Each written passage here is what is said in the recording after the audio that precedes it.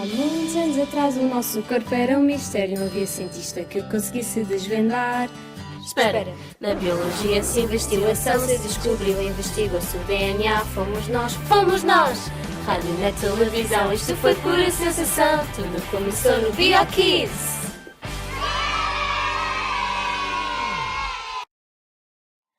Olá, avó, sou eu, a Capuchinho Vermelho.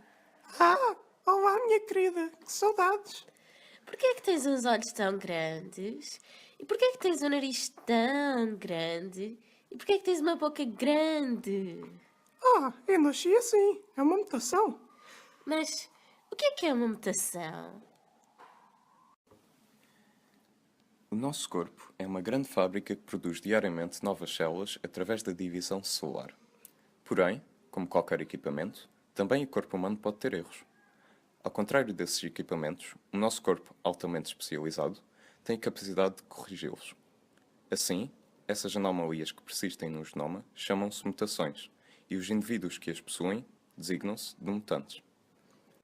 As mutações podem ocorrer espontaneamente ou serem induzidas por agentes mutagénicos, que é o caso da exposição excessiva a certas radiações, como os raios-X, raios gama, raios cósmicos e radiação ultravioleta. E ainda a exposição a substâncias químicas como a nitrosamina. Assim, o processo que leva ao aparecimento de uma mutação é chamado de mutagênese.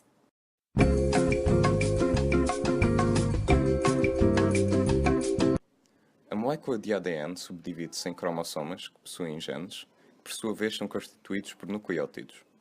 Então, os genes são porções de ADN formadas por nucleótidos, que armazenam informação hereditária.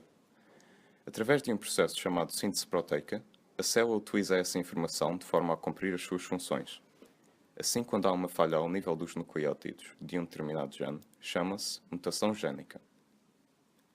Numa sequência génica, pode haver substituição de um nucleótido por outro diferente, ou então a inserção ou deleção de outros nucleótidos, formando uma nova sequência de bases. Por vezes, essas alterações, ao nível das características físicas do indivíduo, podem resultar num efeito neutro, uma vez que o funcionamento do gene não é afetado.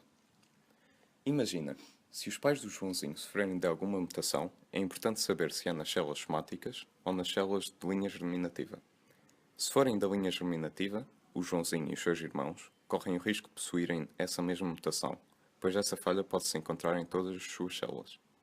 Assim, nem sempre as mutações génicas podem de facto afetar os indivíduos que as possuem. E as mutações cromossómicas?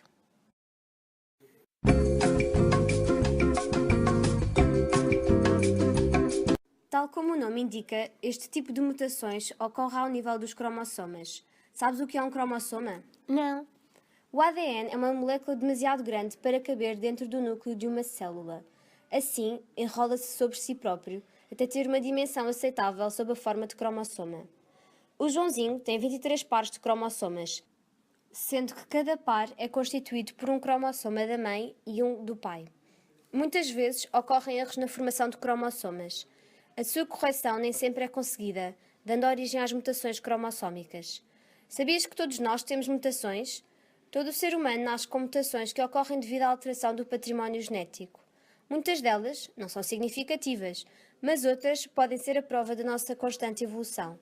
É a seleção natural de Darwin. Já agora, ouvi dizer que há mutações cromossómicas estruturais e mutações cromossómicas numéricas. É disso que estás a falar?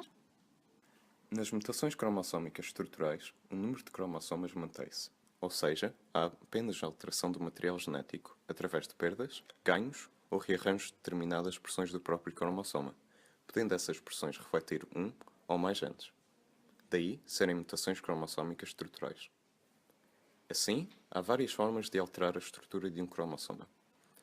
Através da deleção, na qual se perde material genético, a duplicação, ocorre quando se dá a repetição de um determinado segmento do cromossoma, a partir da inversão, que ocorre quando um segmento sofre uma quebra e regressa invertida à sua posição original, e por último, a translocação, que pode ser simples, no caso de haver transferência de material genético de um cromossoma para outro, ou recíproca, na qual ambos os cromossomas partilham informação genética. Já as mutações cromossómicas numéricas podem resultar de erros no processo de formação dos gametas masculino e feminino, formando-se células com um número anormal de cromossomas. O tempo hoje está muito agradável. Podia estar melhor. Onzelinha, olha ali. Lá estão vocês a meterem-se na vida dos outros. Mas são 3 em vez de 2. Ó espertinho, é trissomia 21. Ó espertalhão, então conta lá o que é isso.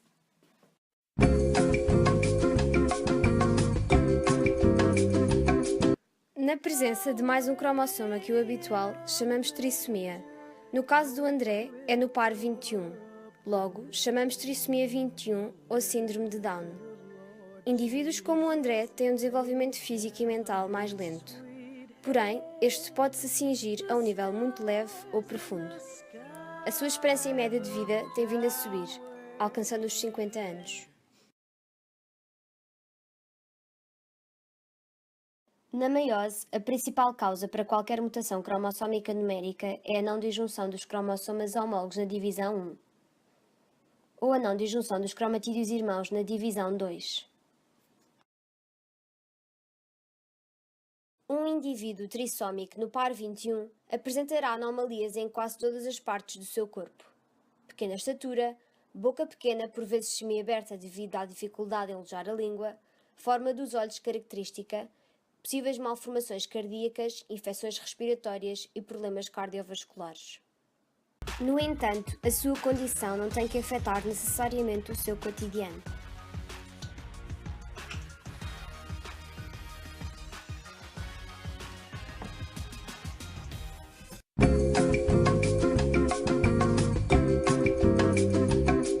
Outra mutação cromossómica numérica é a síndrome de Turner. Conheces?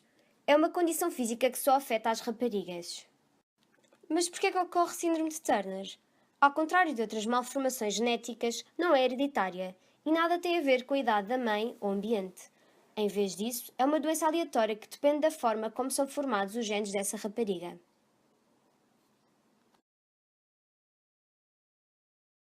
Dos 46 cromossomas que temos, um par é diferente entre rapazes e raparigas, os cromossomas sexuais X e Y. Os rapazes têm um X e um Y, enquanto as raparigas têm 2X. Em raparigas com síndrome de Turner, o segundo X não existe ou está alterado de alguma forma. Por causa disto, o seu corpo desenvolve-se de maneira ligeiramente diferente. Algumas raparigas têm muito poucos sintomas. A maior parte é mais baixa que a média e os seus ovários não funcionam bem. Os ovários produzem estrogênio e progesterona. Com menos destas hormonas, estas raparigas poderão não ter menstruação e poderão ser inférteis. O diagnóstico pode ocorrer em qualquer idade, visto que as principais características só ocorrem na puberdade. Há outros sintomas característicos, como ossos mais fracos, dificuldade em ouvir, problemas cardíacos nos rins e na tiroide. Poderão ter problemas em aprender, mas geralmente a inteligência não é afetada. Apesar de não haver cura para a síndrome de Turner, com tratamento estas raparigas poderão viver uma vida normal.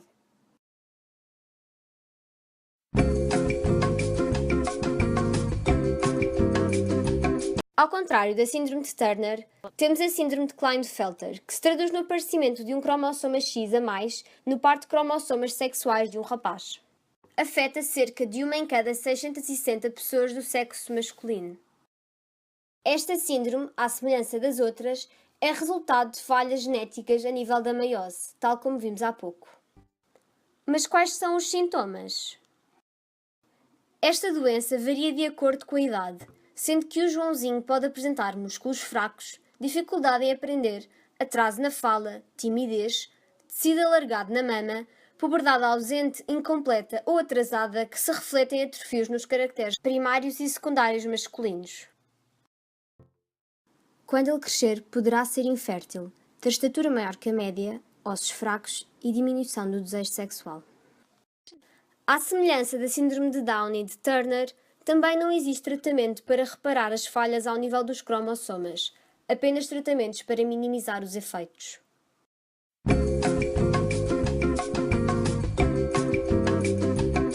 O cancro existe desde o início da humanidade até à atualidade. Mas então o que é o cancro? A maior parte dos cancros é causada pela interação do material genético com os fatores externos, como vírus, bactérias, fumo do tabaco, determinadas radiações, poluição, produtos químicos, etc., afetando apenas as células somáticas. Este tipo de cancro é designado por cancro esporádico. Embora a maioria dos cancros seja de origem esporádica, há também a possibilidade de este ser herdado no caso de o oócito da mãe ou o espermatozoide do pai que o originou tenha sido afetado. Neste caso, dizemos que se trata de um cancro hereditário. Esta mutação está presente em todas as células do organismo, manifestando-se desde cedo. No ciclo de vida celular, estas envelhecem, morrem e são substituídas por novas células. Algumas vezes este processo ordeiro e controlado corre mal. Por algum motivo ocorre uma falha no material genético e formam-se células cancerosas. O corpo humano é capaz de eliminar essas células, mas por vezes o processo de eliminação fica bloqueado e a proliferação dar-se-á sem qualquer impedimento. Desta forma, irá surgir um tumor. Nem todos os tumores são perigosos, pois geralmente podem ser removidos e muitas vezes regridem naturalmente. Porém, estes tumores podem invadir e danificar os órgãos e tecidos circundantes, correndo o risco de entrar na corrente sanguínea ou no sistema linfático, afetando o resto do organismo. A este processo de formação de novos tumores a partir do primário, dá-se o nome de metastização. Por poucas palavras, podemos dizer que o cancro surge quando o organismo não consegue manter o equilíbrio entre a formação e a degeneração das células, desenvolvendo um conjunto de células extra a que damos o nome de tumor, que poderá afetar o resto do organismo, invadindo órgãos essenciais à vida. Finalmente compreendi o que são mutações. Sim, não é nada fora deste corpo. Tudo tem uma explicação, capuchinho. Uhum. Agora já sei. Para a próxima vou logo ao BioKids.